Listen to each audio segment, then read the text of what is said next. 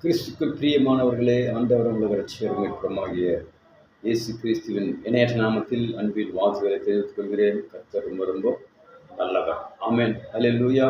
கர்த்தர் இந்த நாளிலே நம்மோடு கூட இடைப்படுவாராக. ஆமென், அல்லேலூயா. சில முயற்சிகள் நாம் எடுக்கிறோம். அந்த முயற்சிகள் வீணாய் போகிறது, அது விருதாய் போகிறது. எனக்கு அன்பான தேவஜனமே, எனக்கு அன்பானவர்களே, இந்த வார்த்தை கேட்கிறவர்களே, ஆண்டவருடைய வார்த்தை நம்மை எப்போதும் பலப்படுத்தும். ஆமென், அல்லேலூயா, அல்லேலூயா.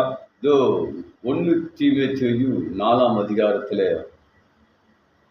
8வது வசனம் சொல்கிறது, சரீர முயற்சி அற்ப பிரயோஜனம் உள்ளது, தேவ பக்தியானது இந்த ஜீவனுக்கும் இதற்கு பின்வரும் ஜீவனுக்கும் வாக்குத்தத்தம் உள்ளவது எல்லாவற்றிலும் பிரயோஜனம் உள்ளது. எனக்கு அன்பான தேவ ஜனமே, எனக்கு அன்பானவர்களே, சரீர முயற்சி, சில முயற்சிகள் நாம் எடுக்கிறோம், அவைகள் வீணாய் விருதாய் போகிறது. இந்த ஜீவனுக்கும் இதற்கு பின்வரும் ஜீவனுக்கும் தேவன் சில முயற்சிகளை நாம் எடுக்க வேண்டும். அன்பான தேவ ஜனமே, எனக்கு அன்பானவர்களே, வார்த்தை சொல்கிறது, சரீர முயற்சி அற்ப பிரயோஜனம் உள்ளது. அல்லேலூயா. தேவாதி தேவன் ஆண்டவராக இயேசு கிறிஸ்து சில காரியத்தில் பிரயோஜனம் உள்ளதை நாம் பிரயோஜனப்படுத்திக் கொள்ள வேண்டும். அல்லேலூயா.